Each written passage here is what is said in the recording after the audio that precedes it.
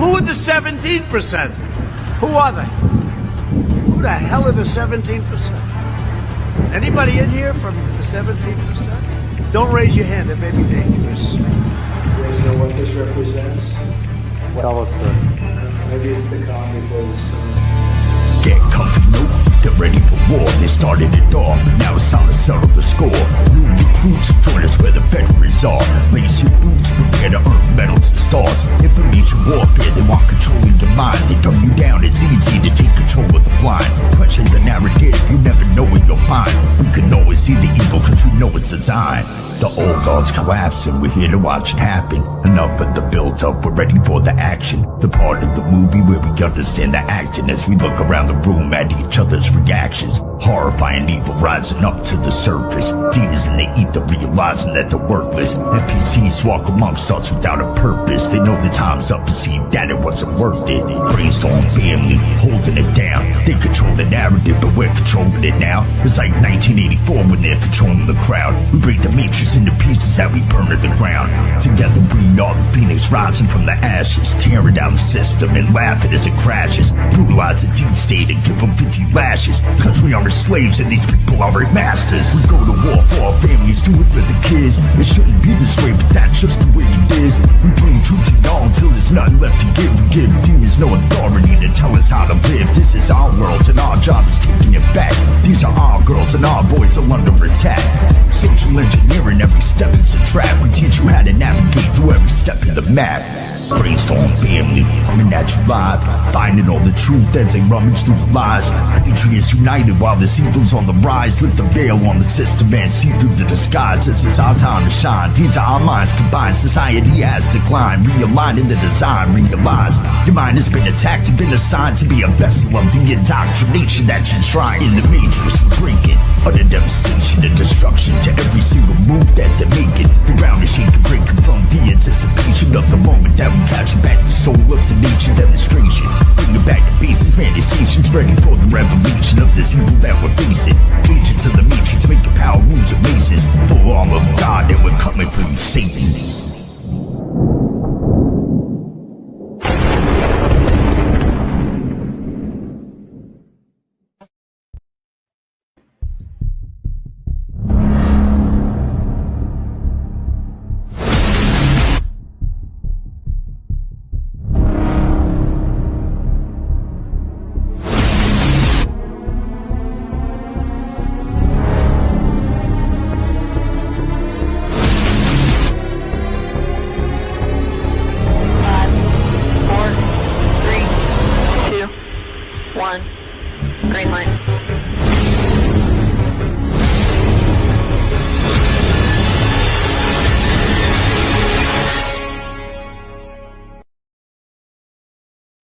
What's up, fellas?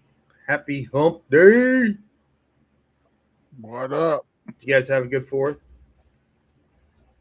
It was good. It was good.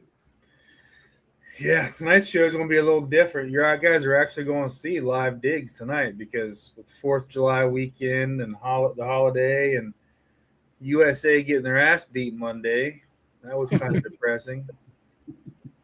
How can we dominate any sport, but we suck at soccer? Because we don't invest the time into that sport like we do all the rest of them. Yeah, but you would think we'd have some superstars. Yeah, but the money and the backing's just not there yet, man. I think this might have rattled the cage enough to where it's going to be, especially with it being in the U.S. and then we made it further than what they ever expected us to. I bet you start seeing some more stuff pop up, but yeah, there's a lot of people wasn't very happy.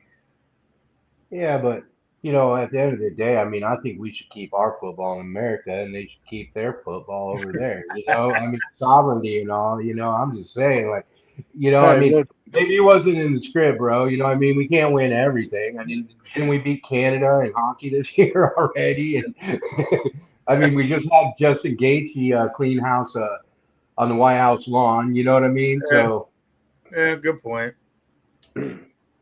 It's interesting, though.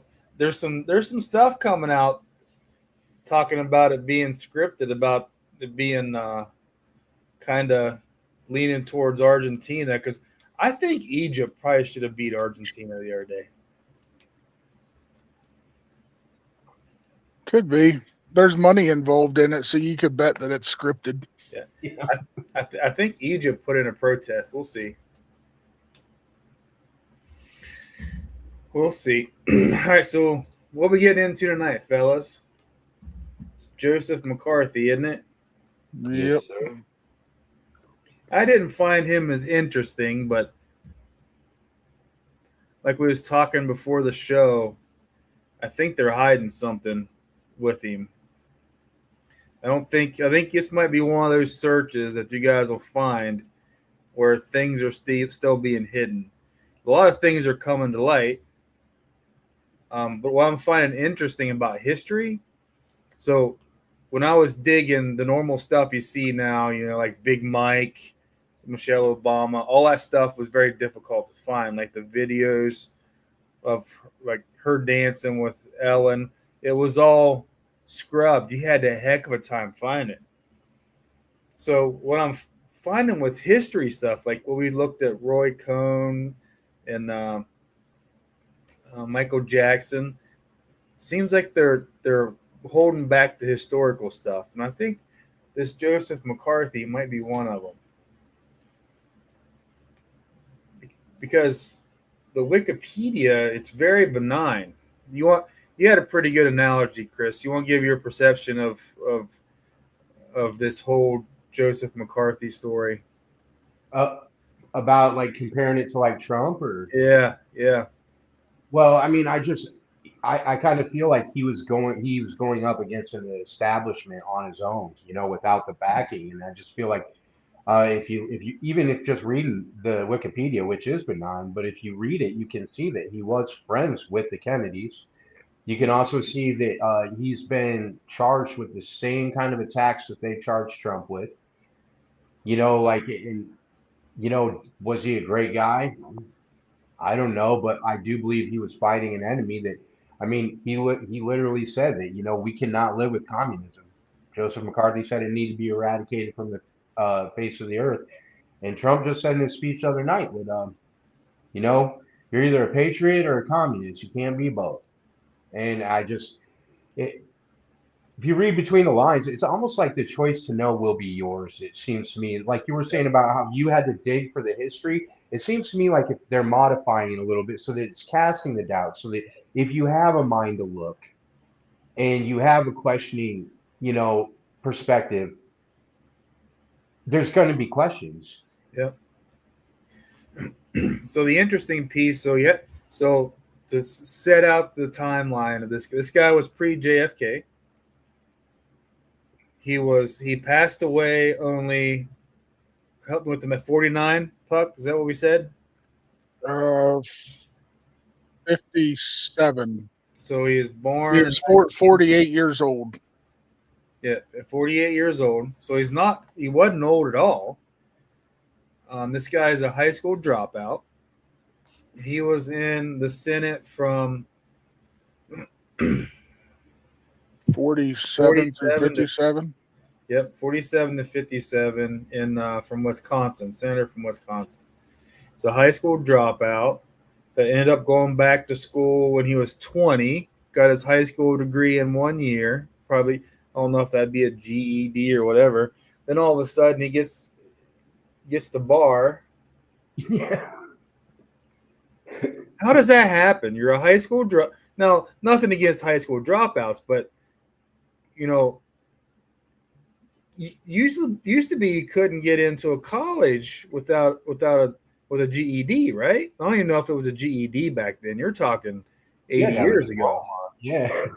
yeah, that's true. Yeah, and then he even became a judge. Yeah. Yeah. Because they tried to say he could be exempted from his military service to his judgeship, but he went. Almost now that I don't know, it does kind of give you Hunter Biden vibes, doesn't it? Kind of. Yeah, you're absolutely right. So it does a little bit. McCarthy dropped out of junior high school at the age of 14 to help his parents manage their farm. He entered Little Wolf High School in Monomoy, Wisconsin, when he was 20 and graduated in 1 year. Now, maybe it was a diploma, and not a. They may not have had GEDs back then. Then he attended Marquette University in Milwaukee for 5 years, and then we got a bachelor of law in 1935, and got the bar. He must have been a smart dude because he got a Bachelor of Law degree in 3 years. It says he studied electrical engineering for 2 years before he switched to law. Yeah, so he got a law degree in a matter of a year. Yeah. He's an electrical engineer. Well, it doesn't say that he received that degree, but He studied, spent it. 2 years in college studying it after a 1-year high school education at 20. Then he became, in 1939, so just 4 years later, became a 10th District Circuit judge.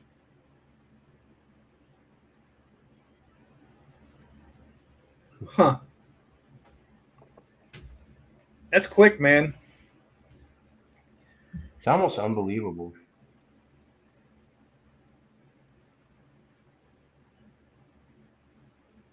You're right. Yeah, he was in the military, 42, World War II. Now, Puck, didn't you say there was a spot where he said he was kind of writing his own, right here. Yeah, second paragraph, falsely claimed participation in 32 area missions.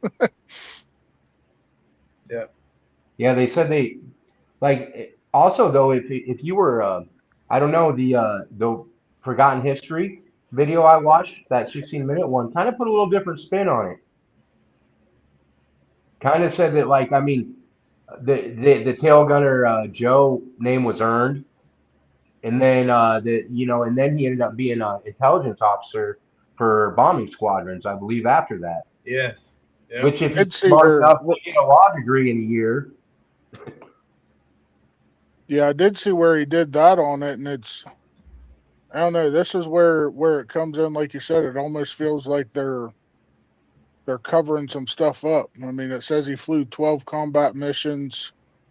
That they were generally safe, but he was allowed to shoot as much ammunition as he wanted at coconut trees, and that's how he got his name. That just doesn't. They just shoot at coconut trees.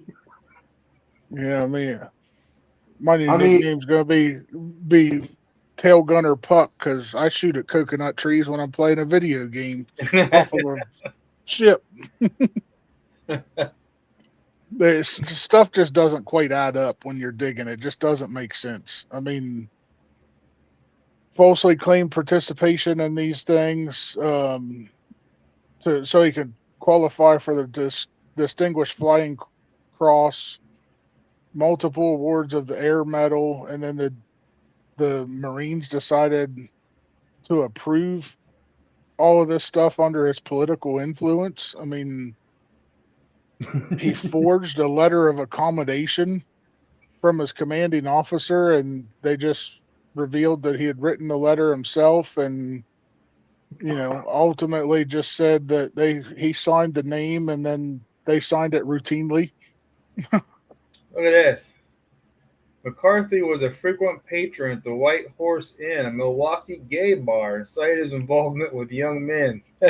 Greenspun named some of McCarthy's alleged lovers, including Charles E. Davis, an ex-communist and confessed homosexual, who claimed he had been hired by McCarthy to spy on the U.S. diplomats in Switzerland.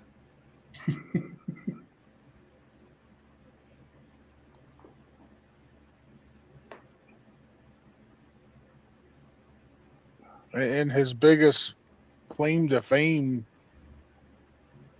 was his anti-communist deal that he was rattling cages in the State Department and other federal governments. I mean, that's what gives me pause. This is the playbook.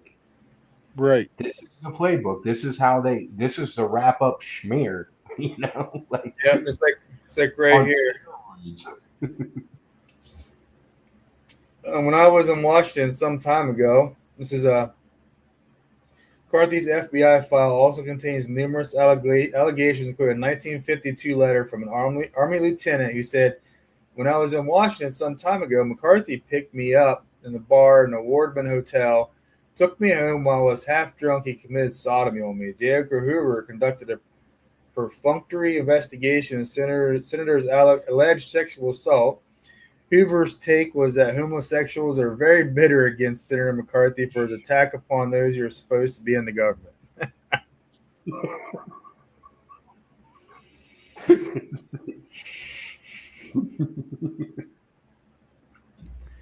Well, I keep seeing reports on Trump and not wanting to pay out $5 million to E. Jean Carroll. Did you see this, Puck? In 1953, this is Dulles, who compiled a scandalous, intimate dossier on Senator's personal life and used homosexual stories to take him down. In any event, McCarthy did not sue Greenspun for libel, or also known as defamation. He was told if the case went ahead, he would be compelled to take the witness stand and review the charges made in affidavit for the young man, which was the basis for Greenspun's story. In 1953, he married Jean Fraser Kerr, a researcher in his office. She was the first and only wife. In January 1957, they adopted an infant with the help of Roy Cohn's close friend, Cardinal Francis Spellman. The baby girl was named Tierney Elizabeth McCarthy. What do we say? That's the Roy Cohn's good friend that you thought was involved in the Catholic stuff, but we not sure if he was or not. Yeah, I'm pretty sure we figured out that He wasn't. that wasn't who I was thinking it was. Yeah, yeah.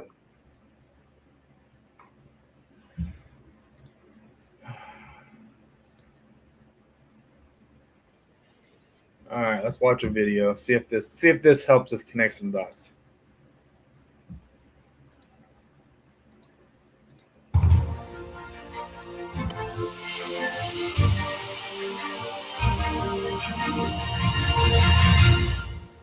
I shall continue to call them as I see them. Have you no sense of decency? Joseph McCarthy came from a modest background and was entrepreneurial from a young age. He sold chicken and eggs as a teenager and succeeded in a variety of fields. He served in the Marines and attained the rank of major. He left the service and parlayed that into a political career. He ran for Senate in Wisconsin. He proved from the onset that he didn't mind attacking a political opponent. People listened and were swayed. He won the primary and eventually the Senate. Communism had a meteoric rise post-World War II. He had won China's Civil War. The Soviets tested their first bomb. The senator's goal was to halt Soviet influence at any cost. Calling someone a communist in America at that time was a serious remark. He wasn't the greatest orator, but he spoke to the public's interest in attacking communism, and they listened. I think we've got a much more serious situation now in communist infiltration of the CIA. From 1950 to 1954, he just hurled accusations of communism against members of not only the U.S. government, but the Army as well. Many of the accused were blacklisted or lost their jobs, although most did not in fact belong to the Communist Party. He supposedly kept a list of those in government that he found to be traitors. But things got a little out of control. The numbers of infiltrators on his list kept changing. The press had to cover him because he was creating news. So the more they covered him, the more people paid attention. And the more people paid attention, the more followers he gained. He made headlines. He sold a lot of newspapers and got a lot of TV ratings. The guy was money. But if you get caught up in the hysteria and fake news, there's chaos. If you were accused and brought to trial, your accuser didn't even have to show up in court. It was like you were being taken to the gallows by a phantom. I'd at least want to see the face of the person stabbing me in the back. Much of this was unconstitutional. It went against due process, freedom of speech, and liberty. And these were the hallmarks of our country that he claimed to be fighting for. Television had really helped him gain the fame and power he desired. And it was television that helped lead to his downfall. Edward R. Murrow, who was already a famous voice in radio, made the transition to television with the show See It Now. His piece condemning the senator was influential in his losing the public's approval. The actions of the junior senator from Wisconsin have caused alarm and dismay amongst our allies abroad and given considerable comfort to our enemies. What really did him in was his behavior in the Army hearings. He had investigated communism within the Army, and the Army had made their own accusations of blackmail against McCarthy. He just unraveled. His team doctored photos and memos, made bizarre accusations. It was great television, but not very befitting of a member of the Senate, or any upstanding member of society for that matter. Things came to a head with Joseph Welch, a member of the Army's council. And finally, Welch just had enough and exploded on him. Have you no sense of decency, sir, at long last? Eventually, a vote was taken to censure him within the Senate. He was effectively frozen out. Senators stopped attending his speeches. He faded away. He battled demons in secret and was dead by the age of 47 while still in office. But even in those last couple years, he was still eager to destroy communism in the United States. Looking back, it's chilling to think it even happened. It was a failure of our government's duty to its citizens. What began as a noble cause very quickly became national panic. It was pandemonium. Joseph McCarthy was a demagogue in its purest definition. I realized that getting caught. I'm sorry. I got to throw this out because I'm not a conspiracy theorist or anything. But does this guy look like Ted Cruz from freaking Texas? Does he not look like freaking Ted Cruz?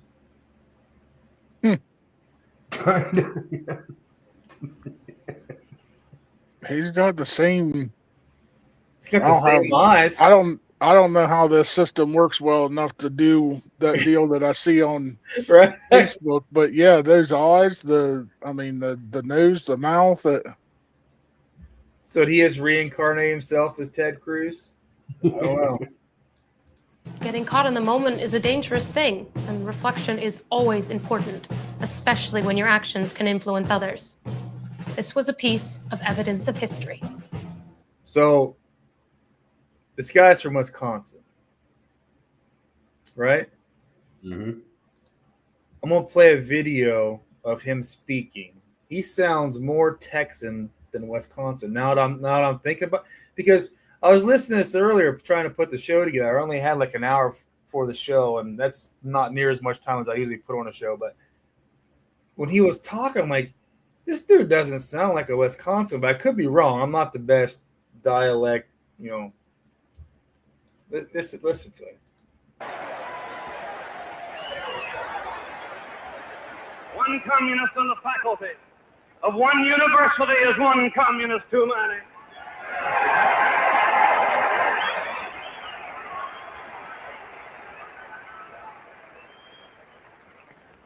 One communist among the American advisors at Yalta was one communist too many.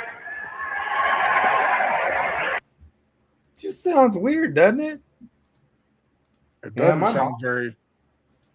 Yeah, my mom lived up there, and like people in Wisconsin sound more like people in Minnesota. Yeah, right. And that didn't really sound like it, but he also, was a lawyer and an engineer, got educated, and all that good stuff. Yeah. So this guy went hardcore. I mean, he went in his fifth year of the Senate. So the second half of his Senate, the last 5 years, roughly, was the Red Scare. No, not the Red Scare. Is it the Red Scare? Well, because they got different names for it. The Lavender Scare is what Roy Cohn and him, and then, but it was during the Red Scare. Like the overall thing was called the Red Scare with the communists in the 50s. Or also known as McCarthyism. It sounds like he went hard in the paint on communism. Why would he go so hard? Do you think he had the proof? And maybe he wasn't able to get to the proof? Or do you think this is a psyop just to wake people up to certain things? I don't know. I try and see things from different angles anymore, because I mean, if he was only a senator for 10 years, died at 47, then they censored him. Something just doesn't feel right. And I haven't dug too much into the document cloud, but we'll get there. I got one document I definitely want to filter through. It's like 70 some pages. That's kind of interesting. What's your spidey senses telling? What are your spidey senses telling you guys?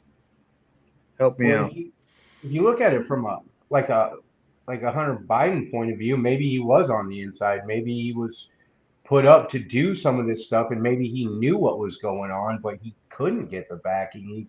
So I mean, I follow exactly what you're saying, because I don't know. He could have started out on the wrong side, and then I don't know, his death, everything about it is. Do you think that he was? Do you think it's possible he could have been a tee up or a layup for JFK?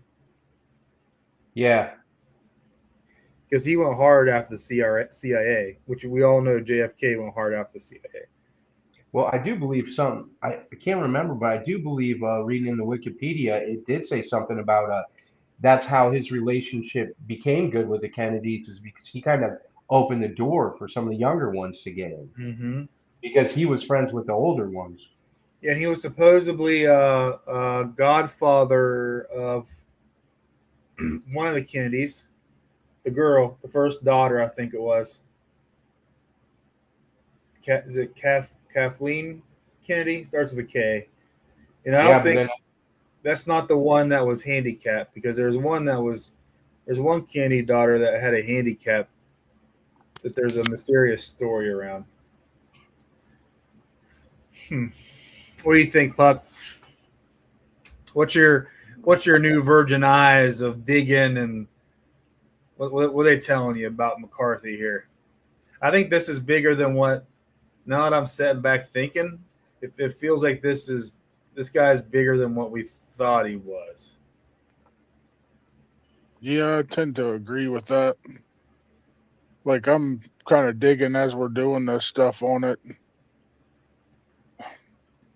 It still just goes back to like we were talking earlier. There's too many things that don't add up. There's too many where you're talking about how when you're digging, things change, and the stuff that you find, nothing's consistent. I mean, they're saying he died at 47, which says it's 48. All kinds of stuff around his death. Well, yeah, that's even what it says, is that a lot of his biographers just agree that he died of cirrhosis from drinking. Right. Not that that's what really happened. They just agree.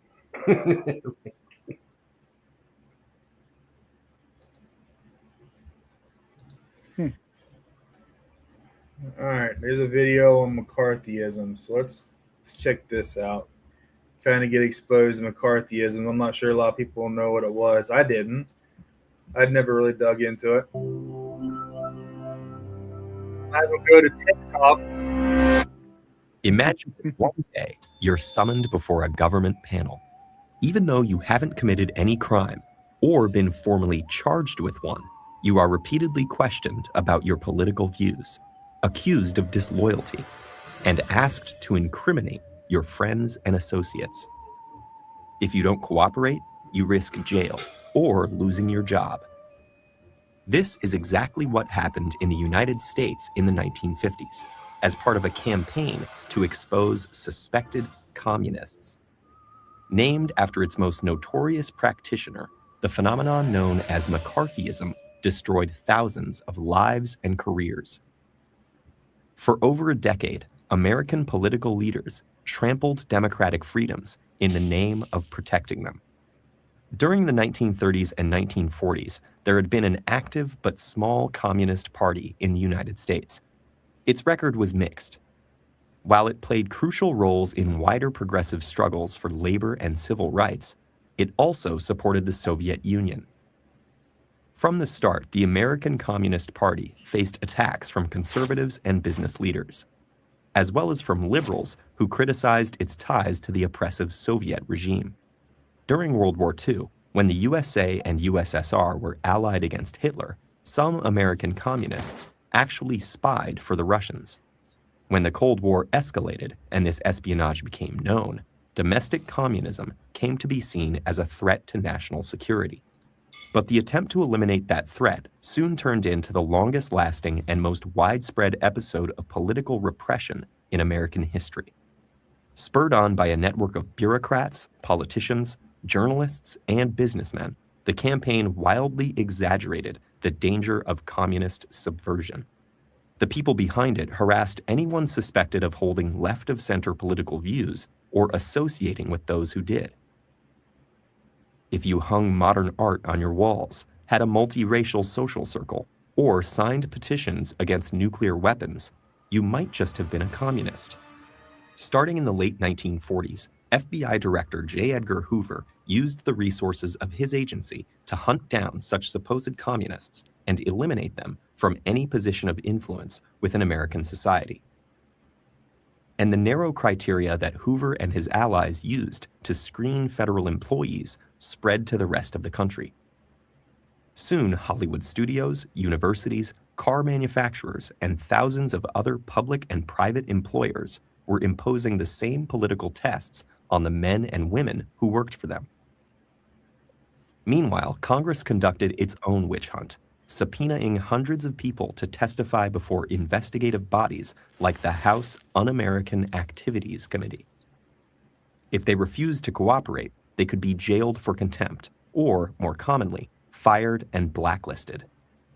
Ambitious politicians like Richard Nixon and Joseph McCarthy used such hearings as a partisan weapon, accusing Democrats of being soft on communism and deliberately losing China to the communist bloc.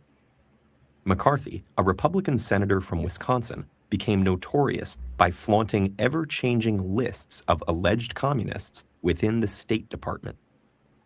Egged on by other politicians, he continued to make outrageous accusations while distorting or fabricating evidence. Many citizens reviled McCarthy, while others praised him. And when the Korean War broke out, McCarthy seemed vindicated. Once he became chair of the Senate's Permanent Subcommittee on Investigations in 1953, McCarthy's recklessness increased.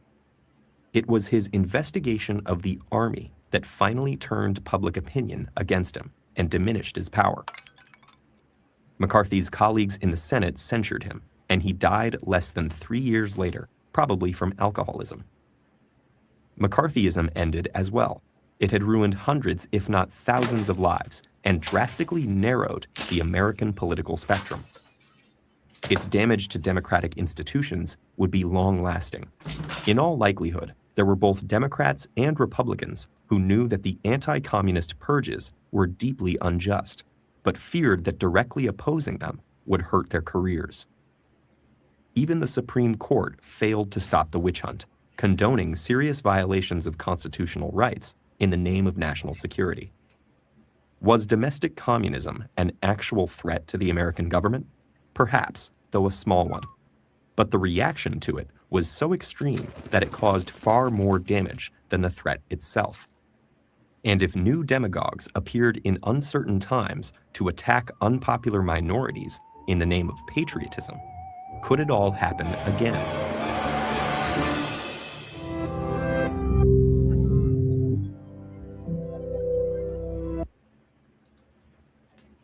Well, could it happen again? What the heck are we living in right now? Pure insanity. Hey, Stormy. Yeah. You think he's a lamb to the slaughter? Like That's a warning? Like a warning to anyone who would come against the communists in the future? That's kind of what I was thinking. Like they build him up, they propped him up, told him we got all this backing, you got all this backing. Someone slipped him some lists. This is who it is, this is who it is. And then they just pulled it all out from under him. It's very possible. Check out this letter I just found while listening to that. Still a document cloud. Mrs. something props XF Productions. Dear Mrs. Blank, I have your letter of February 13th, right? 1998, enclosing photos of the actor and actress portraying roles in the X-Files, as well as a script entitled Travelers, episode 5X15. I have enjoyed lengthy verbal discussion with you and the other individual concerning specific objectivity and accuracy of productions relating to the 50s. I apologize for not recording this executive's name, but will do so in the next call. He was very understanding. To be frank, I'm not much impressed by the actors and actresses. While I appreciate the receipt of the photos, I must say they will end up with grandchildren rather than on the walls of my banking office. The script was entertaining but very sophomorish. When compared to FBI policies, it was totally lacking in accuracy and objectivity. It may appeal to some segment of the masses through attempts in sensationalism, but its crudeness and primer-like aspects will turn off anyone with knowledge of the FBI and law enforcement in general. It may be that the entire theme, if it bleeds, it reads, purposely is applied to such scripts. If so, in my opinion, the series will be short-lived. My question: why such totally inaccurate productions when, with accuracy and objectivity, the show would be even more entertaining? For instance, J. Edgar Hoover disliked Senator McCarthy intensely. He was with him only on 2 occasions, one a social event hosted by Texas oil barons Richardson and Murchison at the Del Charro Hotel in La Jolla, California, and the second when Hoover chastised McCarthy for claiming there were 283 communists in the Department of State. Hoover made McCarthy back down and admit this was simply a laundry list he had been reading from. Hoover also would have nothing to do with Roy Cohn. He never provided any information to either McCarthy or Cohn. Cohn tried to see Hoover several times but was always shunted off to L.B. Nichols, an assistant who got rid of him fast. Cohn never had any influence in the FBI. I repeat, why bring this repute to the FBI in Hoover's name by such shoddy programs? The objective of popularity and increased ratings will still be obtained by necessary sensationalism, yet with fairness and accuracy. The reference script is marked up accordingly. Again, have enjoyed our conversation. A more lasting arrangement with remuneration is mentioned. I will be happy to be of assistance with the understanding that my reviews will be consistent with the truth and factual basis. Cartha D. Deloche.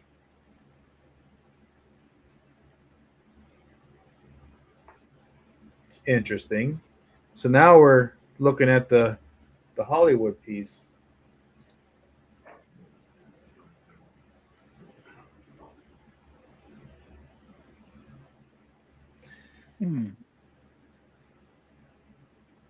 See, this list that he had, nobody knows what this supposed number is. No. So if you guys have never looked at little education, so if you guys have never looked at classified documentation, you see how you have all the blackouts, right? So this here's the FOIA number, FOIA AB3B. Then down here, FOIA B6. I've never been able to figure out how to find these FOIAs, which, I mean, the signature is blocked out, but Stanley J. Grogan is not. So I think this is the guy we'll look at next, W.L. Forsheimer.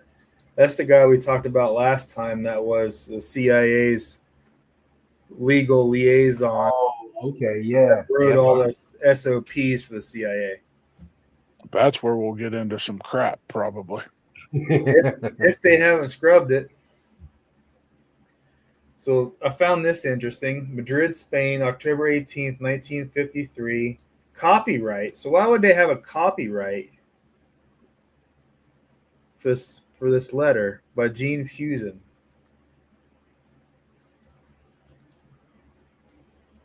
That seems interesting. A copyright for a letter? I mean, Yeah. was a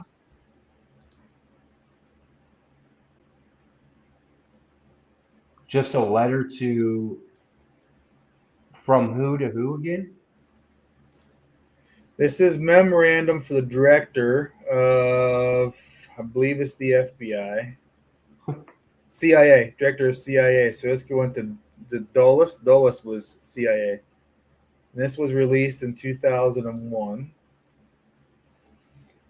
The presence in Spain of a man who claims to be Buria has been established beyond reasonable doubt. High Spanish police officials permitted me to disclose today. 5 witnesses have identified the man as Buria from a study of Buria pictures furnished by Spanish security police. Spanish police are preparing a documentary report in the case for Senator Joseph McCarthy, and I have been asked to deliver it to him. For a month, I've been working undercover with Spanish Secret Service and Fabio Gallo. In that time, we have established 3 facts. A, the man called Buria is waiting at the rendezvous point after my arrival in Spain. B, he was accompanied by 2 other men, one a Spaniard, other a foreigner. C, 4 persons in addition to the Gallo have positively identified photographs of Buria as the man they saw at the rendezvous on the beach at Malaga in Gibraltar. Spanish secret police are under orders to use every facility to put me in contact with Buria, and in return, I promise not to publish anything that would endanger the chances of success in establishing contact. Spanish National Police have kept a tight secrecy ban on this case. It is now believed by police that Gallo is withholding information in fear of implicating close friends and relatives in Spain. Even though several attempts to establish contact with this figure have failed, police believe the investigation has paid off because it is definitely established that the man is or was here. Please consider Spain as a logical hiding place because there are no known communist agents operating in Spain.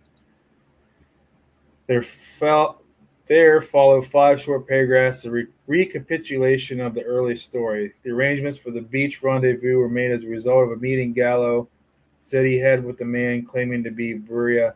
A second meeting was scheduled. This second meeting to deliver papers from Senator McCarthy was never held as a result of Gallo's arrest. The rest of the story is further capitulation, calls it historical and not new. Furnished by Forsheimer.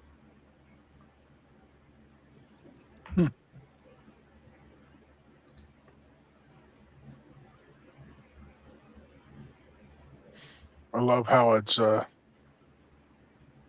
supposedly just a known fact that there's no known communist agents in Spain. I guarantee you there was.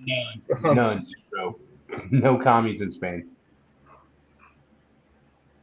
Do you guys I find it interesting too that McCarthy accused the Democratic Party of 20 years of treason and describes the American Civil Liberties Union as listed as a front for and doing work of the Communist Party. Now, does that not remind you of the SPLC, the Southern Poverty Law Center? I mean, it's Right. It's like the same thing, kind of. You know what I mean? Or similar situation. You're absolutely right, Billy. Absolutely right. It's gatekeeping for sure.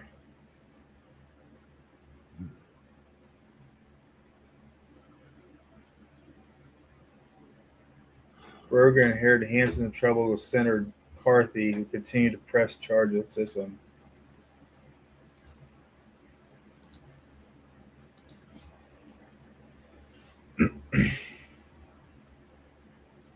This one was released in 2010.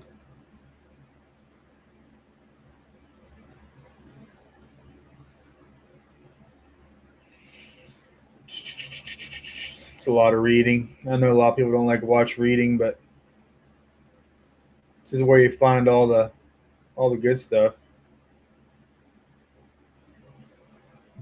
CIA press officers sometimes did have more enjoyable task of handling inquiries and CIA successes, notably CIA's role in the Cuban Missile Crisis of September, November 1962, and the agency's accurate reporting in the Six-Day War between Israel and the Arabs in 67. But the most part, as President Kennedy told CIA employees in 1961, your successes are unheralded, your failures are trumpeted.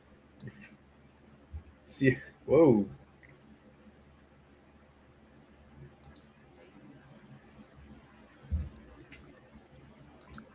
This is the interesting one. I don't know how much you guys want to read, but Well, I don't know if you noticed this, but he was buried at St. Mary's Parish Cemetery in Appleton, Wisconsin, and more than 17,000 people filed through St. Mary's Church in order to pay him last respects. 17,000. I love it. I love it.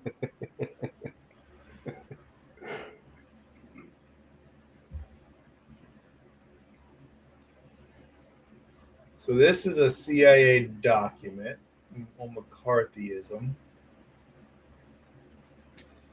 This is where I found that the lawyer that wrote all of CIA's documents.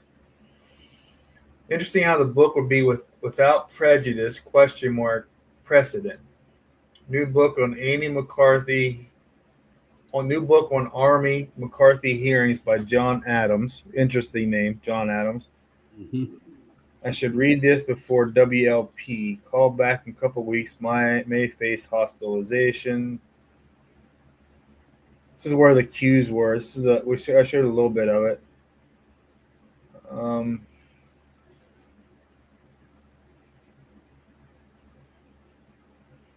I don't see this whole page denied.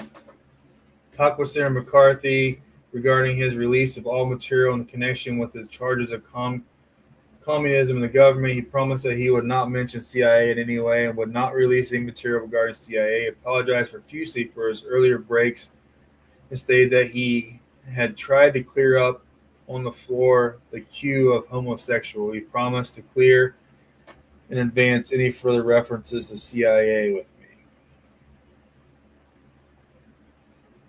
DCI and I appeared before the investigation subcommittee of the Senate Expenditures Committee in connection with Senator Res 280 to investigate homosexuals and moral perverts in the government.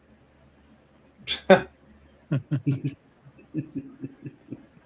is in 1950, man.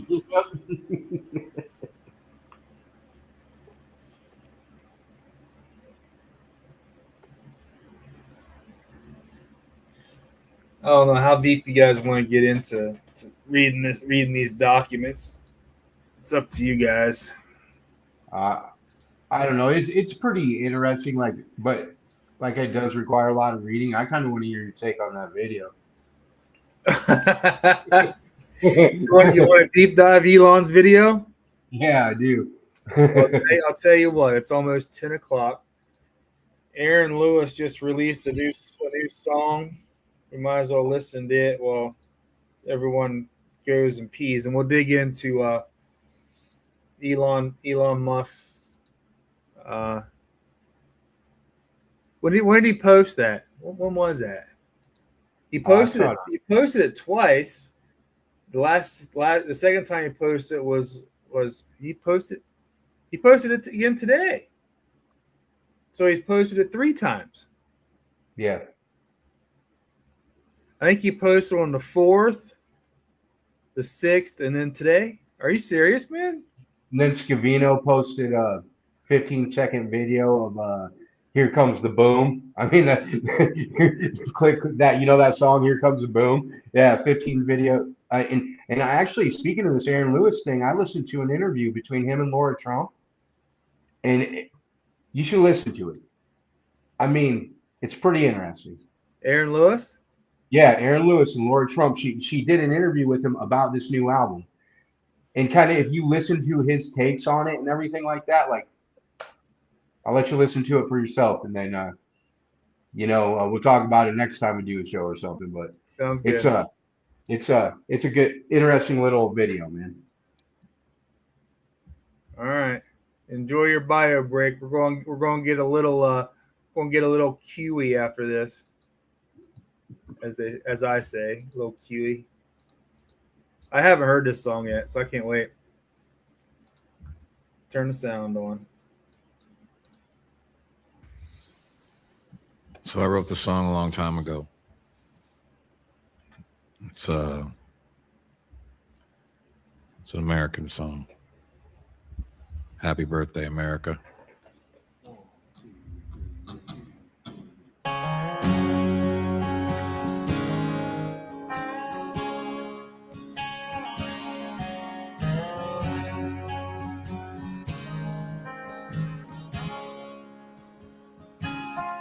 My grandmama worked on a factory floor, sewing leather for minimum wage, while my granddaddy worked on the beer joints in town, trying to forget the memories he made. Because when Daddy was born in 1945, he'd been fighting for what we believe,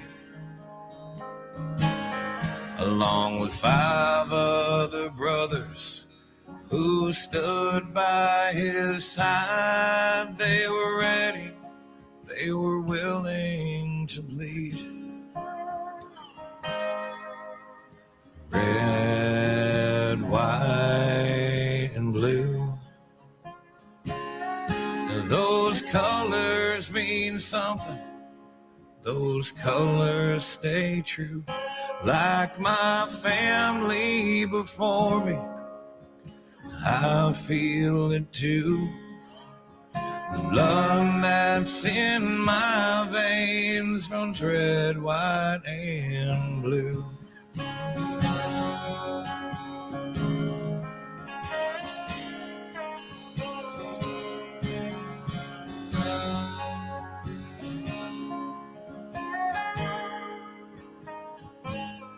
My daddy grew up on the wrong side of port, rubbing nickels together for heat. Well, he and his sister, they barely got by with the clothes and the shoes on their feet.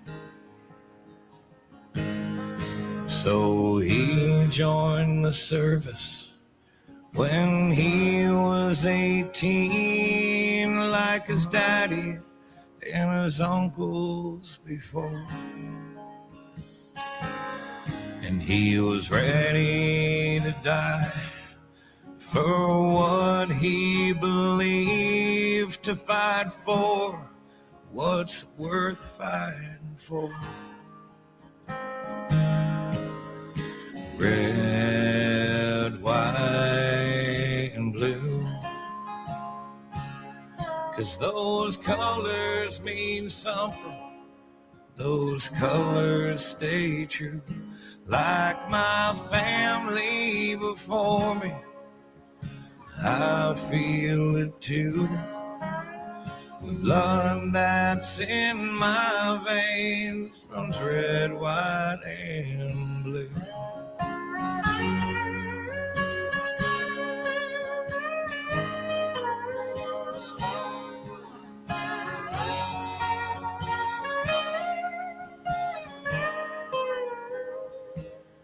Now me and my sisters got kids of our own, and my brother's coming up on 30. And my daddy taught us all how to live off the land, and how to stand up for what we believe.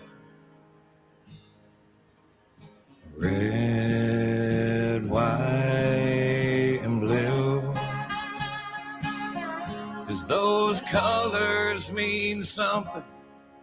Those colors stay true. Like my family before me, I feel it too.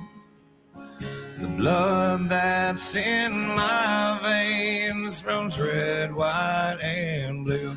Like my family before me, I feel it too. The blood that's in my veins runs red, white, and blue. The blood that's in my veins, it runs red, white, and blue.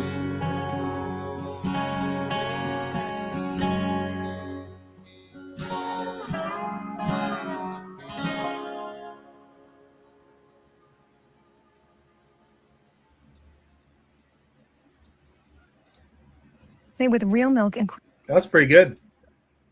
Yeah. I got to go see him live few months ago, man.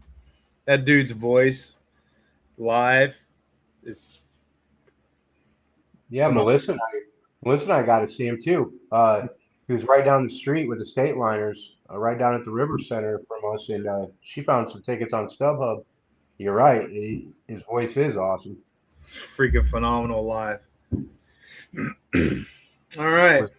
Was there a drunk guy when you went to see him yelling, "Say I'm the only one, am I the only one?" There was like No. there was some guys doing that where we went to see him. He's like, There was a "I drunk got woman wanting him to sing the fishing story. He goes, I'm not singing the fucking fishing story. He's like, I got a fucking list. It was the same thing. Yeah, I got a list. And if your song's not on that list, I'm sorry. But I can't sing all 131 songs I've sang.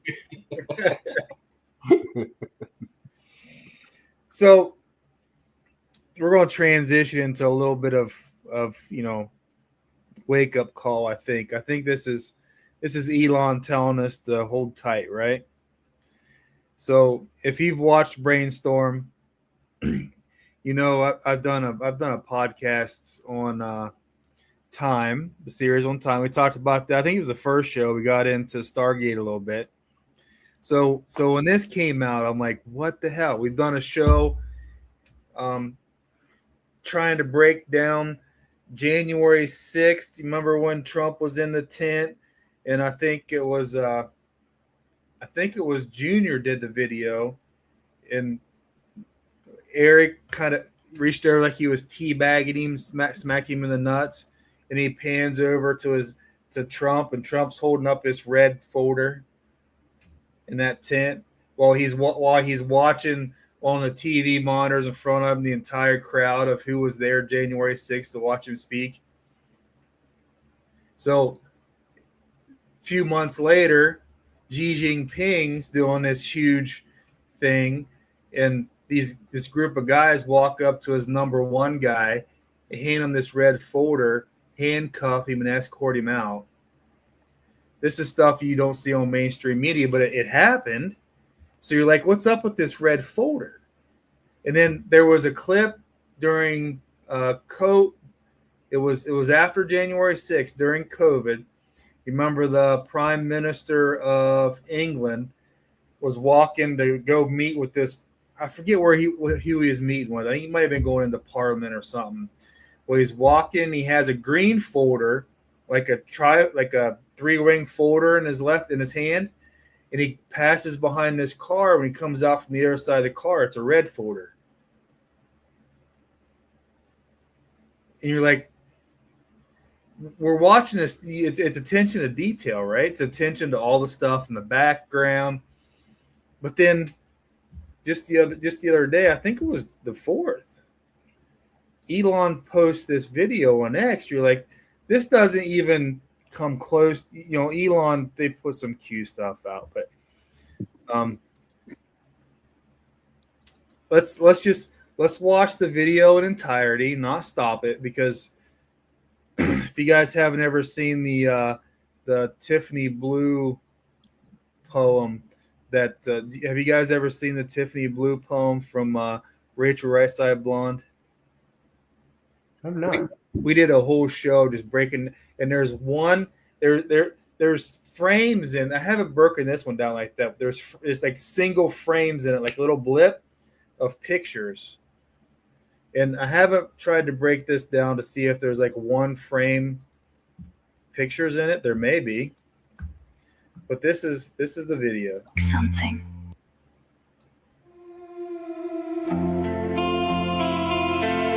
Have you seen this book?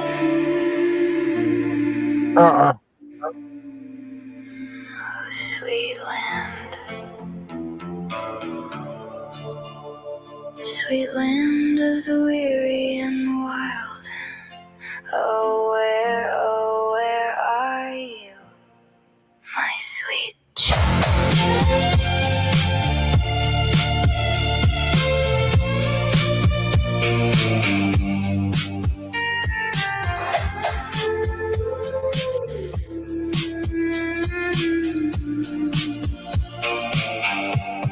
The garden's either dying or about to come alive. The river's either drying or it's deep enough to dive. Can't tell if it's the dusk or if it's breaking into dawn. Are we going on or are we going? Somebody said a storm is coming, but it's been a long time. I don't know what's up ahead, but please, baby, don't you look behind. So tell me, is it gonna be free energy forever, or just the same damn old grind? Singing, sweet land of the weary and the wild. Are we 1 year from the grave, or is this just the beginning? My sweet child, oh, you're my star-spangled fever dream. Half a savior, half a liar. 250 summers and we're going higher.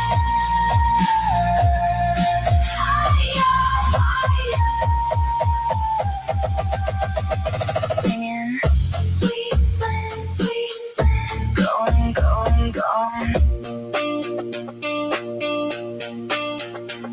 The neighbors might be coming with a casserole or a gun. The kids are either screaming or they're laughing in the sun. Is the timeline coming undone, or is it coming in clear?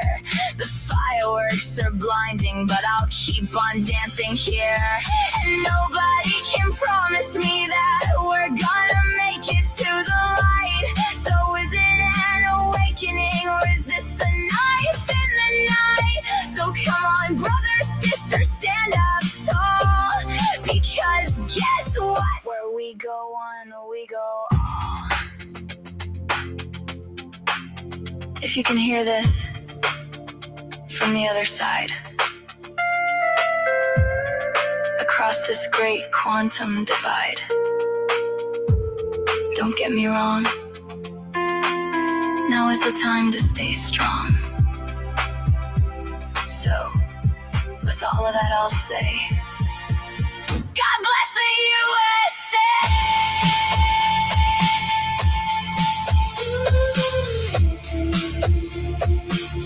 God bless the USA!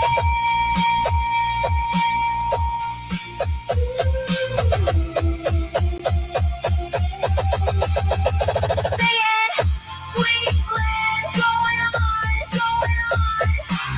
250 years and it's going on and on.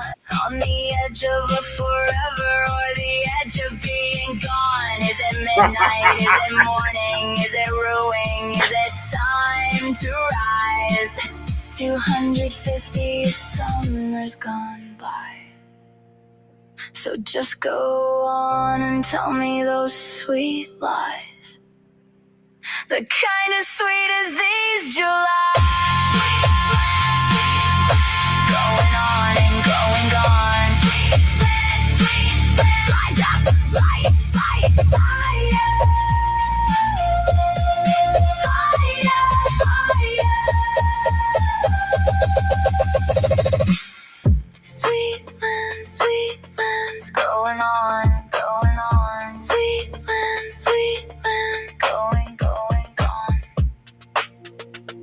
So please, just know that we can still rebuild. We can still make something better.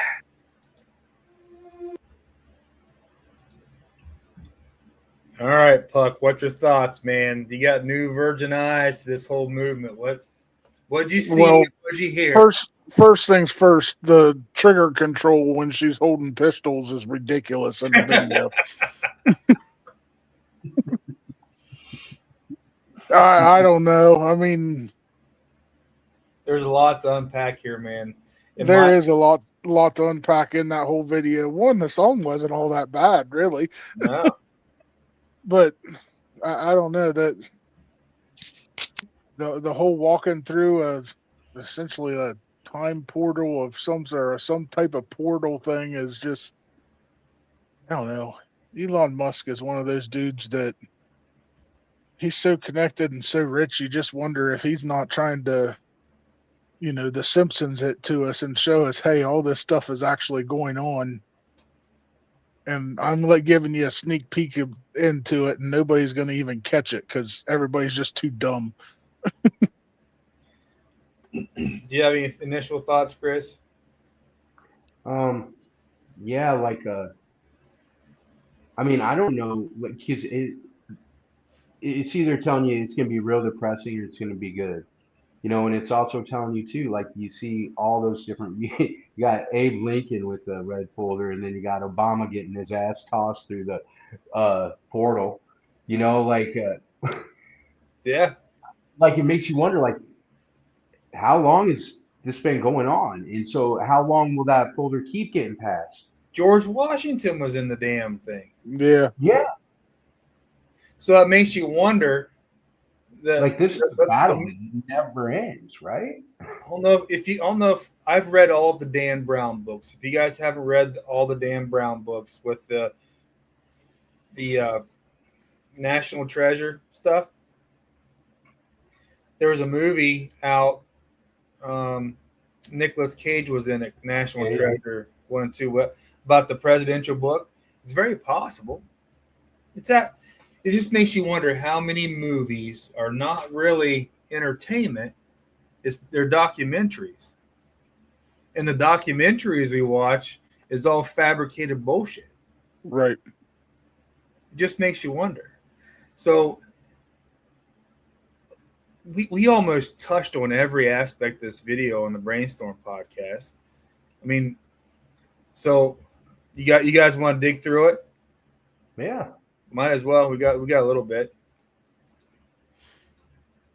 We got some time, and McCarthy wasn't as McCarthy was kind of fun as what we thought it was going to end up. I have a feeling he's going to come back.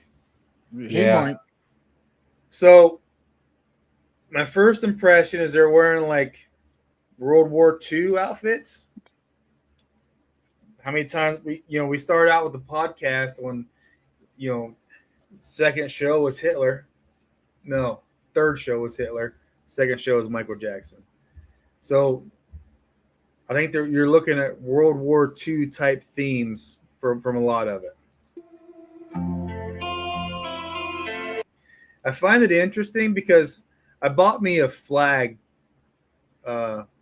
outfit for 4th of July, but I haven't been able to wear it yet because in some of the flag laws, wearing a flag as clothing is disrespectful to the flag. So I find this interesting.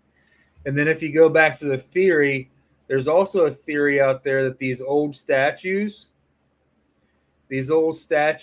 are like mummification. It's an actual body. Have you heard that theory yet? That conspiracy?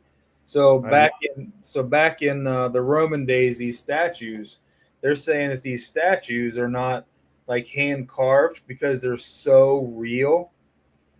They were actual people that were mummified in a way they look like a statue, which is why when Rome was taken down, they knocked off the penises. They didn't want these people to come back to life and reproduce.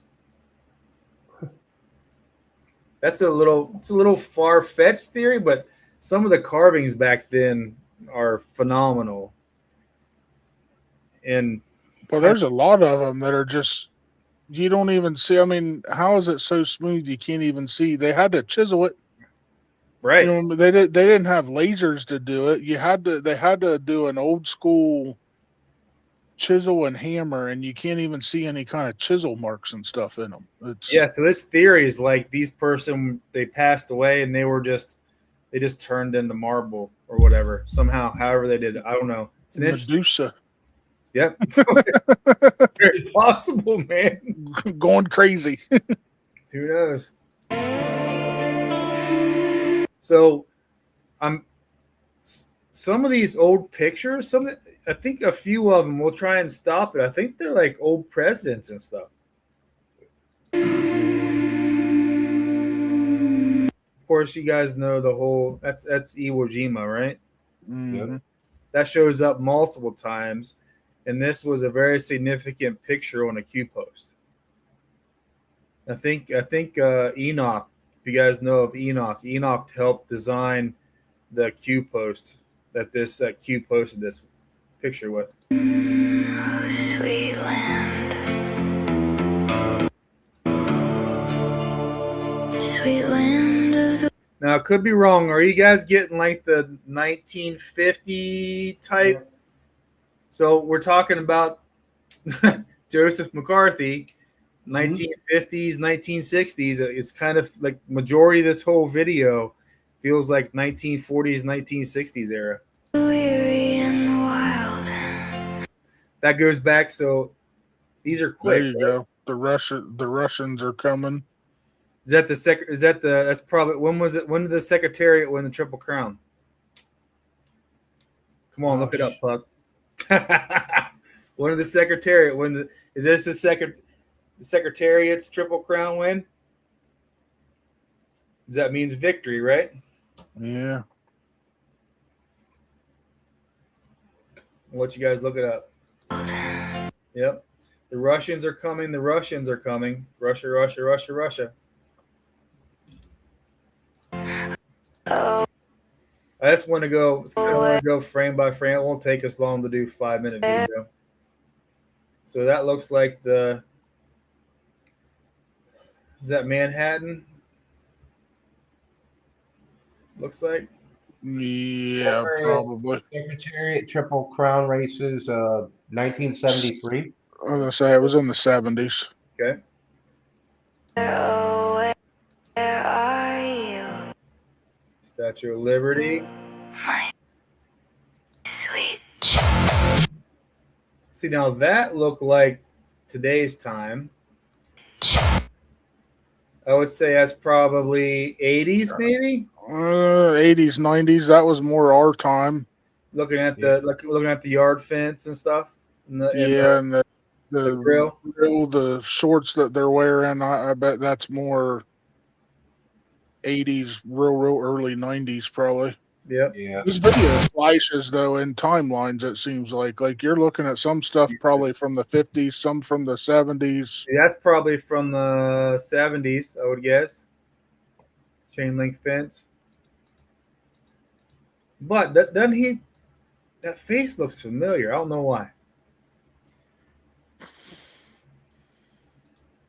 Is that George Bush? Who was that? That kind of, now that you said, that's what I was questioning. Is it? Okay, I'm glad I'm not the only one. Maybe not. Maybe not.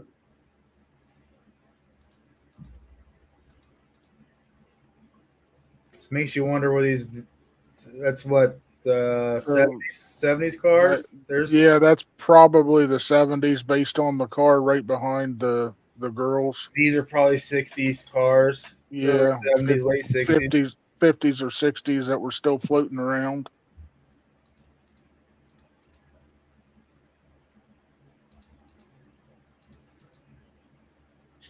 That's more than likely around about the 50s. Yeah.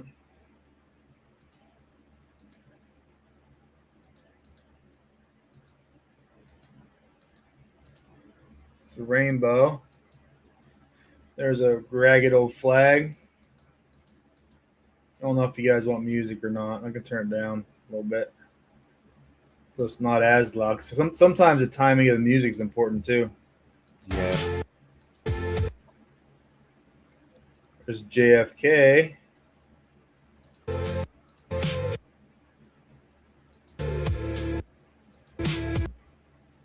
Interesting that they put JFK when he was in the car. That was the day that he was assassinated. Oh, the guy behind the tree. That's shortly after. Badminton. So there's also a spirit animal, a crane, which is interesting. Isn't that a movie? That's a movie, isn't it?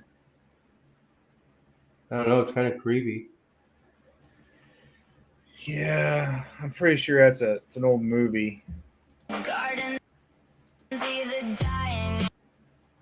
So that's obviously today, but in essence, the symbolisms, the farms are dying, right? Right.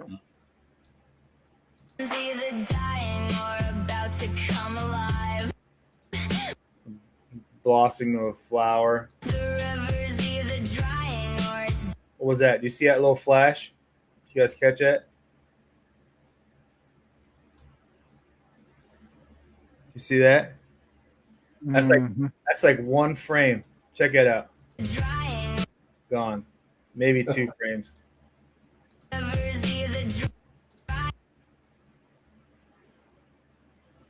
See? Mm-hmm. Talking about dying and yeah, picture of a dead tree. Once again, the flag was still tattered on that frame too. Yep.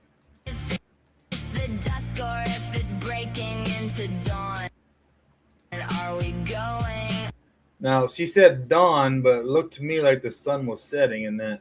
That's what it looks like to me too. See how it's higher there and lower there? So why would she say dawn, but they're showing a video of the sun setting? Are we going on or are we going? See now this.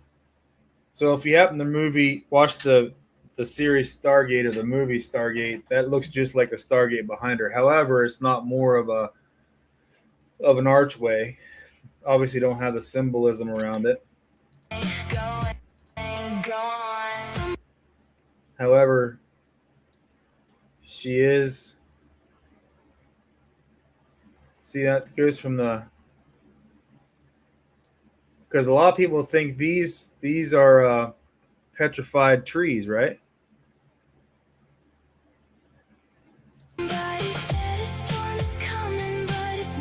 We're talking about a storm. How many times has Q talked about "We Are the Storm"? It looks like Trump's head. I was just thinking the exact same thing. Yeah, I was wondering if you guys noticed that. See his hair right here, face, chin, and this lonely little guy walking right here. So is he in essence telling us Trump has surrounded himself with? I've been trying to figure out about the only person I trust around Trump, and just because I feel like I know him personally, is Kash Patel from the FBI. I'm not sure I trust Pete Hegseth. I don't trust his chief of staff lady, Susie Wiles. Yep. I think she's an infiltrator. Gotta hope Cash is good. My gut's usually not wrong, but I know Ivan thinks she's an infiltrator. Yeah. Yep. So this right here, July 1st. So there is, what's the Q drop on that? 45.59. Okay. So let's look up. Someone found this. This one isn't mine.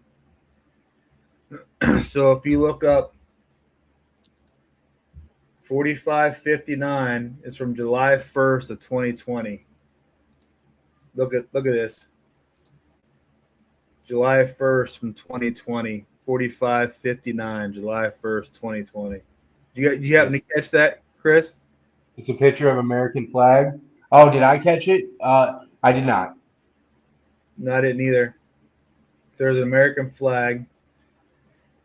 We can read it if you want. There was a time when our children stood at attention and with pride put their hand on their heart and in one united voice recited the Pledge of Allegiance. So you can't tell me Elon has not read and put this Q post in that video for a reason. There was a time when strength and honor meant something. There was a time when standing for our flag meant something. There was a time when our history, heritage was taught with pride and respect.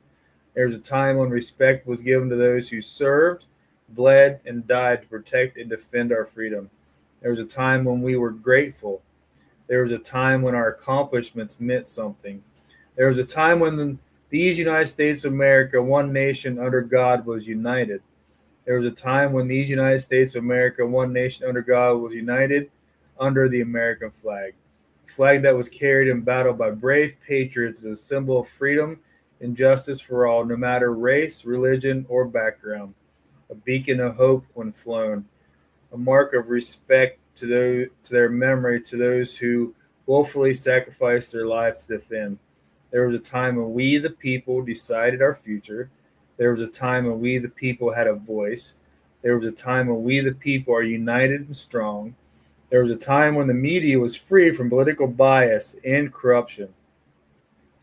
There was a time when our elected leaders stood their ground, dug in, and defended those who represented. Kind of reminds me of Joseph McCarthy, if what he was doing was reality, right? Mm-hmm. How many men and women in uniform are currently serving in the front lines abroad? Only look back in horror to see the homeland on fire. When was the word patriot? What does the word patriot mean to you? Land of the free, home of the brave. Now is not the time to be complacent. Will you answer the call? Freedom is never more than one generation away from extinction. We didn't pass it to our children in the bloodstream. It must be fought for, protected, and handed on for them to do the same. Or one day we will spend our sunset years sunset. So it wasn't sunrise, it was sunset years, telling our children and our children's children what it was once like the United States, where men were free. Ronald Reagan. Wow. So yeah, he put it right. He put it right there in the video.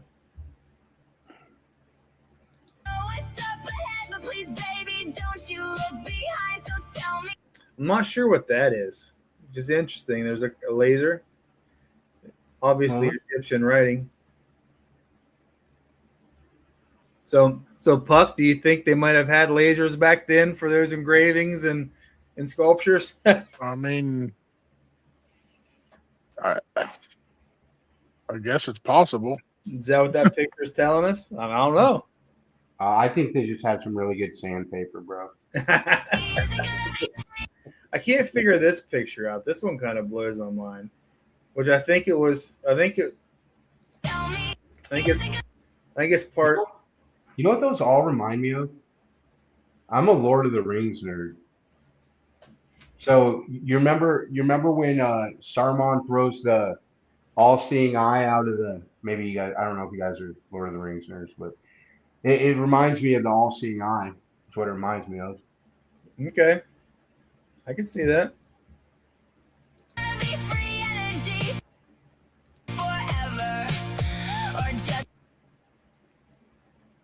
Kind of reminds me of the Jetsons. Mm-hmm. Sure does. So that clock says almost 2 o'clock. 1:58, 1:57.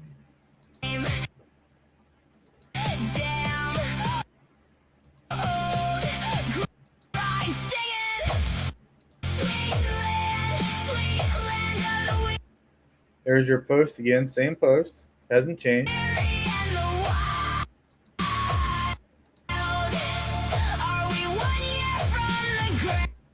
He's standing in front of John F. Kennedy Memorial. It's in Arlington. I find the out or the uniform is very stern, not like the other military. You know what I mean? That's more of a fascist type look right there. I agree. That's definitely not Marines, right? It's close. Right. It's almost like a flat Earth map type. So maybe there's a military out there we're not even aware of. Yeah, globalist uniform. So it's very possible that McCarthy going after the Army was saying the Army is not really our military, it's someone else's military. Just spitballing a little bit.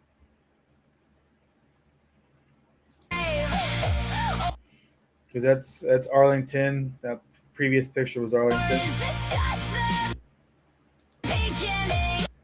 Is that? It's definitely not a military symbol, right? Isn't that Well, it's something with the Army because she's in Army green. Although I wish I was more versed in military insignia and stuff like that. Yeah, my son might be able to help me a little bit, but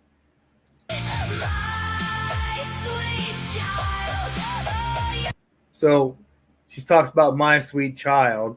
Well, we talked about JFK Jr., right? So they showed JFK.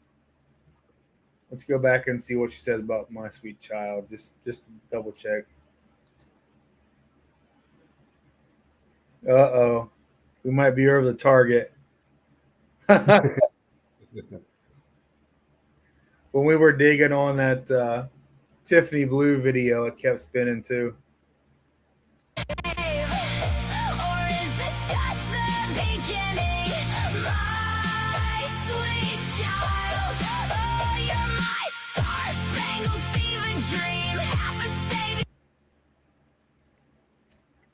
Who's that in the background? Is that Junior? Oh. somebody from the Men in Black, the MIB.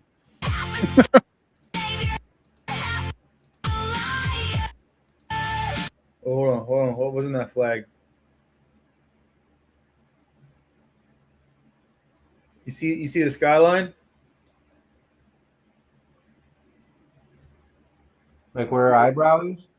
I wonder right here, down here, bro. No, you see them underneath her nose, around her mouth. See that skyline? Okay. Yep. It's kind of wild, isn't it? Yeah, it is. Well, that might have been people. It might have been people walking. You see it? See them moving? I don't think it's a skyline.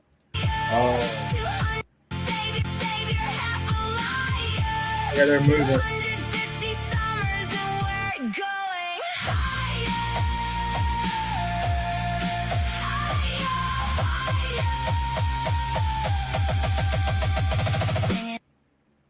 Oh, hold up.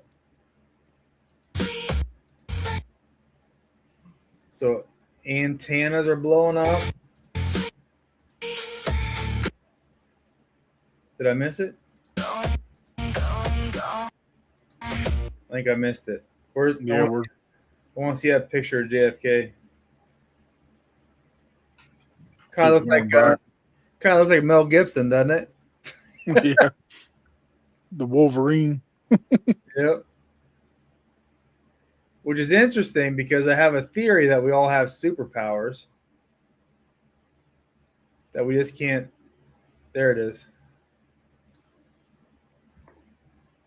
I would like to know who these generals are because a lot of the Q thoughts are generals are running a lot of. The generals got tired of the military not representing the U.S. like they should. So it was Admiral Rogers. Admiral Rogers met with Trump and Trump Tower in a skiff. If you read the Q post diligently, and why does Donald Trump have a skiff before he's a president in the Trump Tower? Makes you wonder, right? And then we even followed the money where he spent so much money for Trump to for the government to put a skiff in Mar-a-Lago. There's a skiff in Mar-a-Lago too. And if you don't know what a skiff is, it's a room. It's kind of like a Faraday box. When you go in, you can't take any technology in. You can't get any. You can't receive anything from the outside. Nothing can be intercepted from the outside. So it's like a personal, super private room. But I would like to know who these three gentlemen are. I bet you they're important. Might have to go back and take some screenshots and see if we can do like a image reverse lookup. Try to find out who they are. Yeah. It's going to be hard because this guy has sunglasses on. You can't see this guy's eyes. It's like their eyes are all covered. I feel like if they let us use the facial recognition that they had back then, we'd be all right. Yeah. So is he telling us we have this technology? Well, they said aliens are real, so that looks like a spaceship to me. Sure does.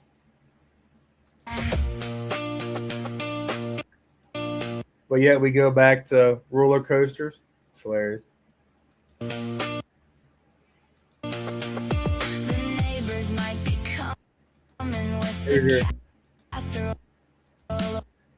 Yeah, look at the damn your guns.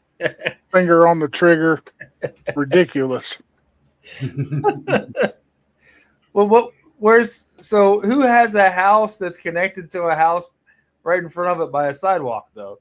Right. So this is the issue. This is the issue. No, with AI.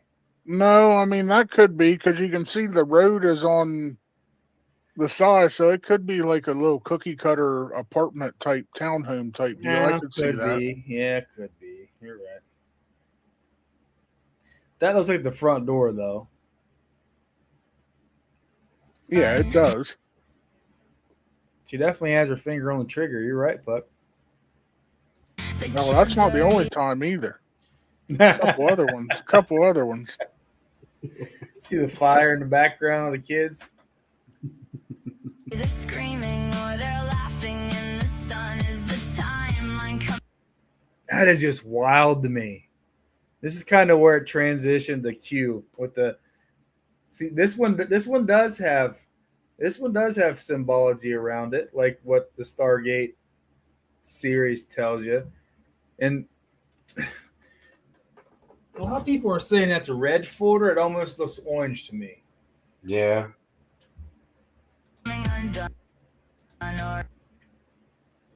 See, there's your Men in Black in the background. It's definitely not JFK Jr. looking at it now, Matt. I agree, Puck. Is it coming in clear? The fire. Sport drink. Fireworks are blinding, but I'll.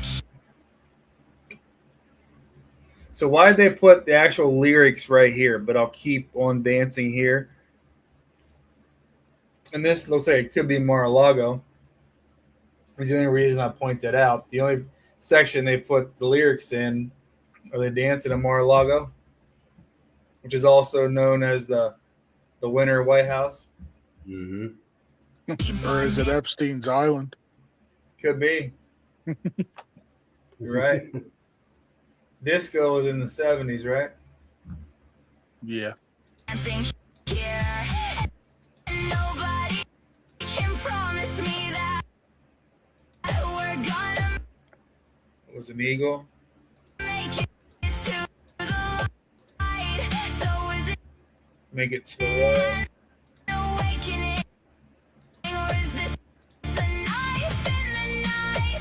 So come on, brother, sister, stand up tall. Because guess what? Where we go one, we go all. July 4th of 64. That's the year JFK was killed, wasn't it? 63. 63. So this is the year after JFK was killed. Huh. Wonder what happened that year.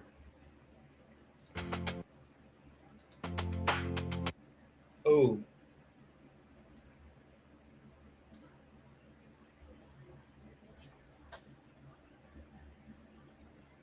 Those guys had to be put in this video for a reason for such a short time. Yeah. Who are they?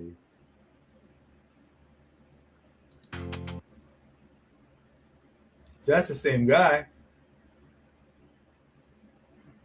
At least he looks like it. That looks like the other guy. If you can hear this.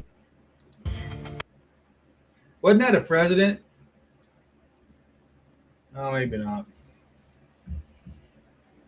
I'm thinking Lyndon B. Johnson. Oh. From the other side.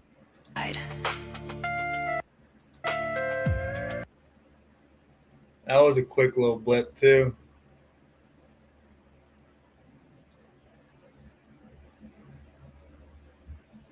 That looks like from the 50s, 60s. I bet you that's in the mid 60s too, I bet you.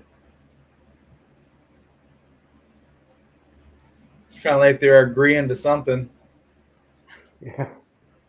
And it goes straight to the White House. Across this great quantum divide.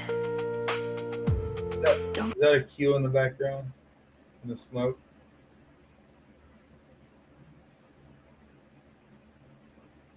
Did I miss it? No, it's not really a cue, is it? No. I can't give it that. It went to January 6th. See that quick little brief right there? The eclipse. Mm-hmm. Don't get me wrong. Now is the time. Oh shit! What was that? Hold on. Stay strong.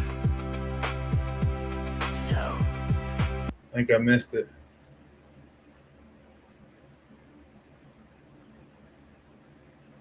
The Kiss and the Bride piece. Where was it? Right there.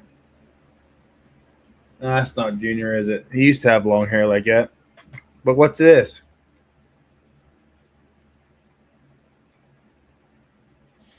There the whole time?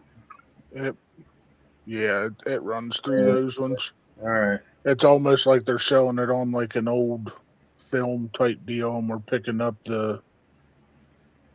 Which is interesting because Q did that for a little bit. How to keep the algorithms from identifying certain images. He had to do 25%. And he had four blocks, like 2 on the top, 2 on the bottom, or 2 in the middle, 2 in the middle top. AI couldn't identify the images that way. This isn't 25%, but Strong. So, with all of that, I'll say, God bless the USA. back to JFK when she said that.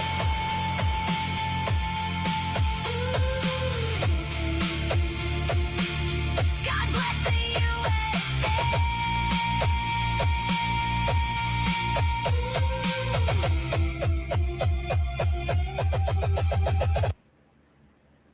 Is she jumping off an aircraft carrier? It certainly is. I don't think those insignias on the hats mean anything. I think they're just kind of props to kind of make it look similar. Yeah, it's probably AI. No, and Elon.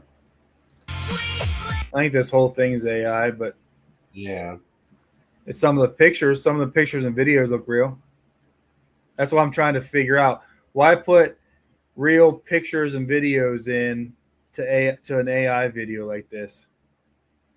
If they're real, they might not be, but 250 years and it's who was that? So who do you think that first president is? That's Nixon.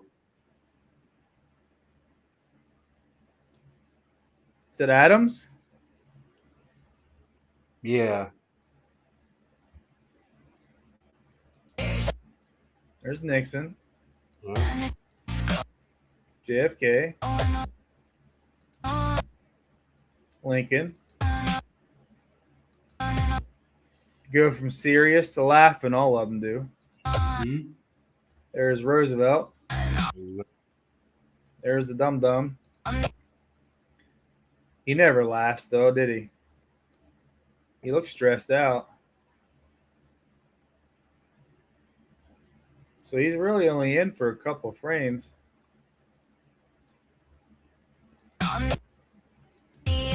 Reagan. Bush.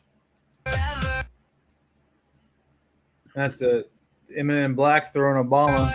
There's Washington. There's Trump running through it.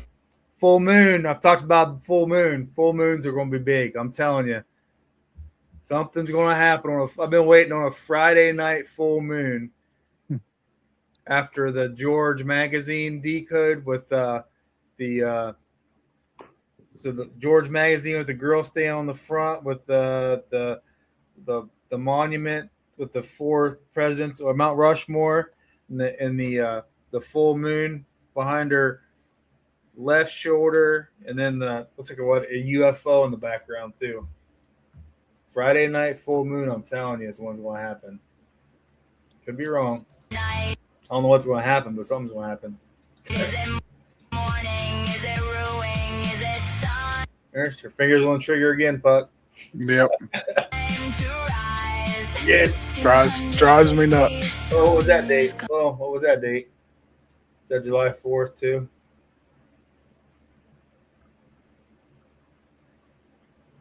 July 1970. And that was up quick. 250 summers gone by. Seaman. So just go on and tell me those sweet lies. The kind as sweet as these July. Going on and going gone. Light up, light,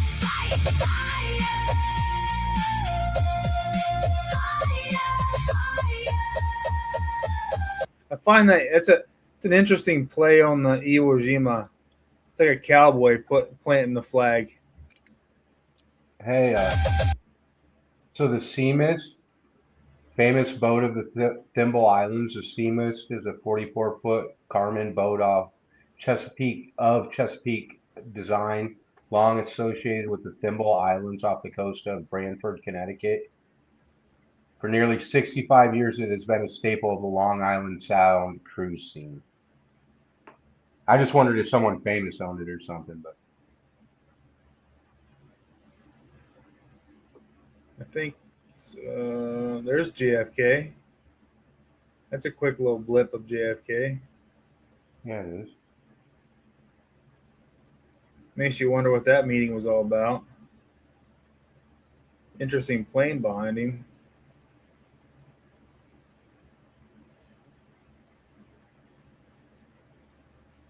What happened July 1970? Anything important? You guys looked that up yet?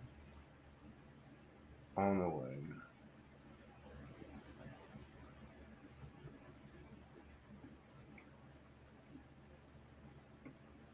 See, that was like a real picture. Somebody skeet shooting.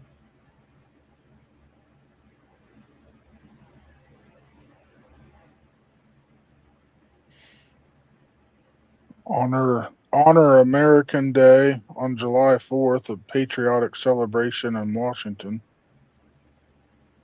Organized by Bob Hope, Billy Graham. So they do another, like 1970. That wouldn't have been a bicentennial or anything. Which video was you talking about Dan Scapino posted? This one? Yeah, it was like a 15-second video, and it's just starts out with that song, "Here Comes the Boom." Is that by Saliva?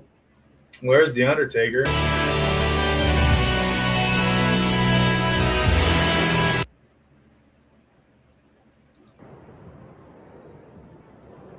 one doesn't have any sound.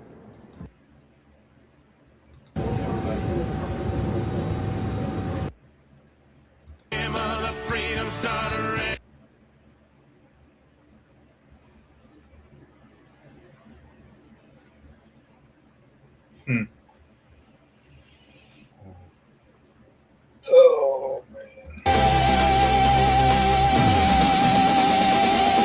Graduation day.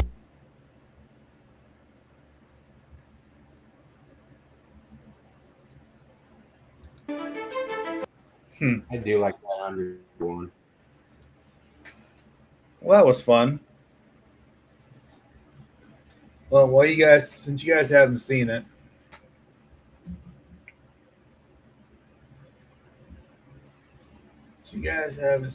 let's see if I can pull it up real quick.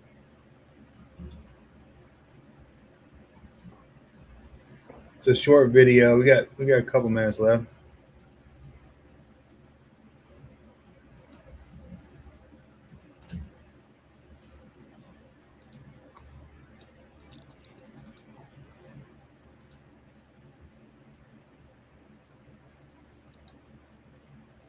What the hell? Look at that. Hold on.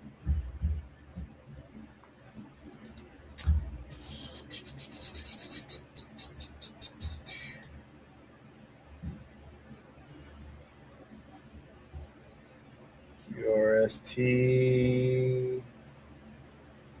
I followed way too many people.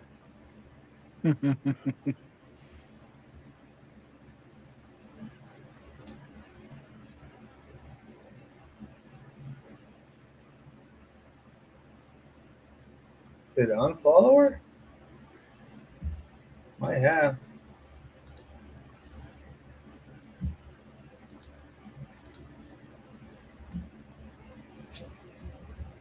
ICH.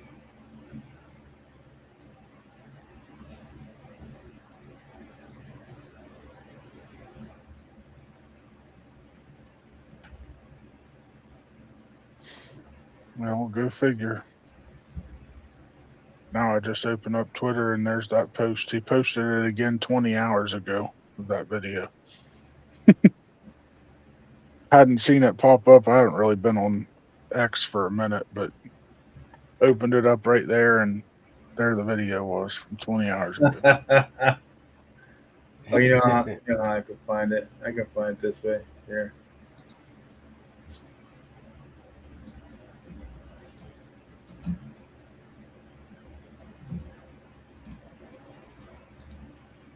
Yeah, I got it. All right, just you guys, since we're decoding videos,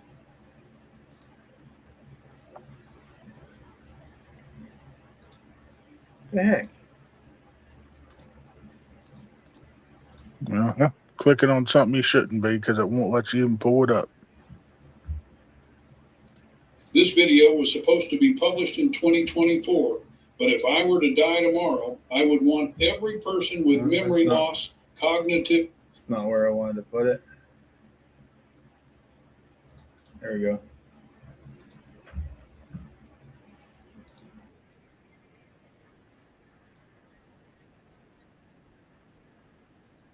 All right, I'm not going to break this down because we don't really have enough time because there's a lot of shit in this video. Sit back and enjoy. Let's watch closely. The color of Tiffany blue. Emerald green and baby blue, mixed with forget-me-not and virtue. Synchronization, revelation, the color of Tiffany blue. Not just a shade or a hue, nor a treasure women pursue. A prophecy, a legacy, the color of Tiffany blue. Deception from lips tinted rouge, speculations of who knew, White House for rent, messages sent, the color of Tiffany blue. One by one the whistles blew, plans laid out to reveal the truth. The dark made light, stage with no fright, the color of Tiffany blue. Calm waters on the ocean blue, 17 cards. Below the surface battles ensued, sights unseen, a magazine, the color of Tiffany blue. Icons taking shape on their cue, the dumping of the witch's brew. Progressing clocks, a well-timed box, the color of Tiffany blue. It's a plan followed through. It's victory over the coup. Longevity for unity, the color of Tiffany blue.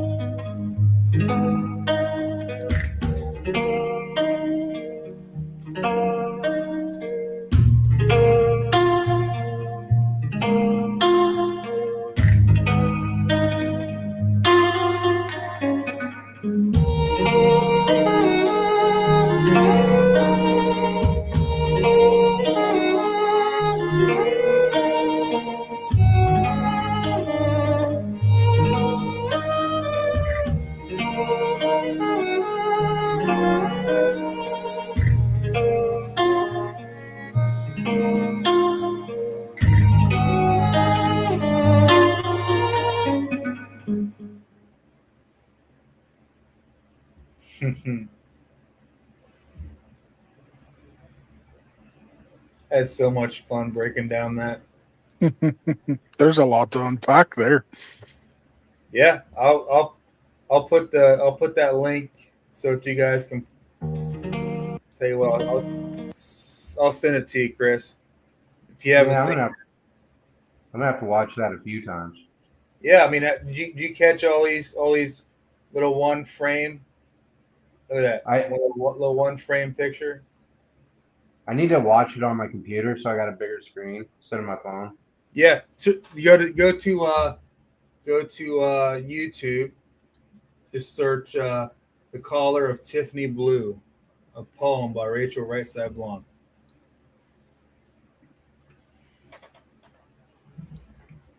She actually did a second part too, which is it's a little different, but just as interesting. She's from Iowa. She is. Yeah. Lovely person. Huge heart. Have you met her before, have you? Yep. I don't know why my video stopped.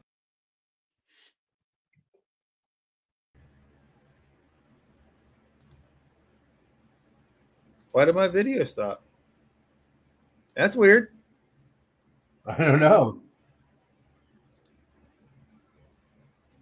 It's like my camera stopped working. What the hell? Someone trying to protect me, maybe? Could be. All right, fellas. Next week we have Walter Forsheimer. And then we'll see where we go from there. All right. You have any final words? I think Forsheimer's going to be an interesting dig with everything that he did in the CIA. Yeah, I agree. I apologize, my camera stopped working, but at least you can see my logo. Chris, you got any thoughts? No, I'm good. I can't even hear Pup now. Well, you know what? It's all kinds of messed up. Technical difficulties mean that we are over the target. And trust me, I have no idea why my camera stopped working. It won't even let me, when I pull it up, it wants me to force quit. So We are over the target. We're having fun. And Wednesday nights is my most favorite night of the week so far. All right, mine too, fellas. All right. Buck, I can't hear you, but good night, brother. Night, brother. All right. Love you guys. Love your brains. Love your butts. Love your hearts. We'll see you next Wednesday. Bye. Peace. If I can pull this up. There we go. As Americans, we are bound together by a single fate and a shared destiny. We rise together or we fall apart. No threat will shake me. No enemy will intimidate me. I am your voice. I have never been more determined than I am today, and I will never back down. I am your retribution. Are you ever scared? I can't be scared.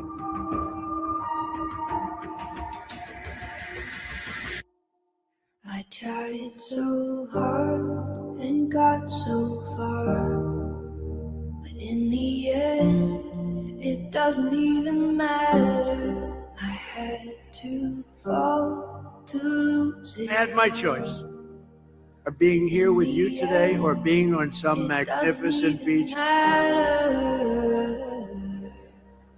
I would take you every single time. One thing, I don't know why. It doesn't even matter how hard you try. Keep that in mind. I designed this rhyme to remind myself of a time when in spite of the way you were mocking me, acting like I was part of your property, remembering all the times you fought with me, I'm surprised it got so things aren't the way they were before. You wouldn't even recognize me anymore. Not that you knew me back then, but it all comes back to me.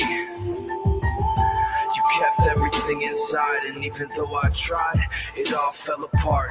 What it meant to me will eventually be a memory of a time when I tried so hard and got so far, but in the end, it doesn't even matter. I had to fall to lose it all, but in the end, it doesn't even matter.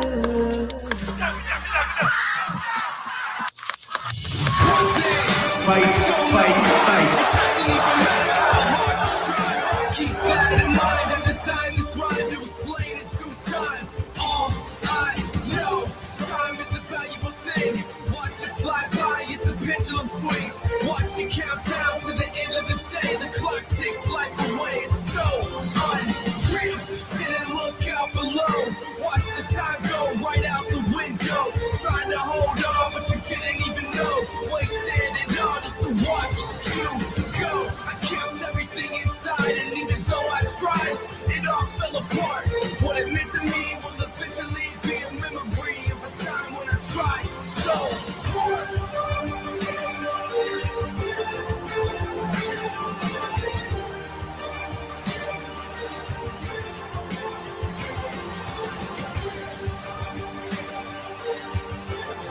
I'm not supposed to be here tonight.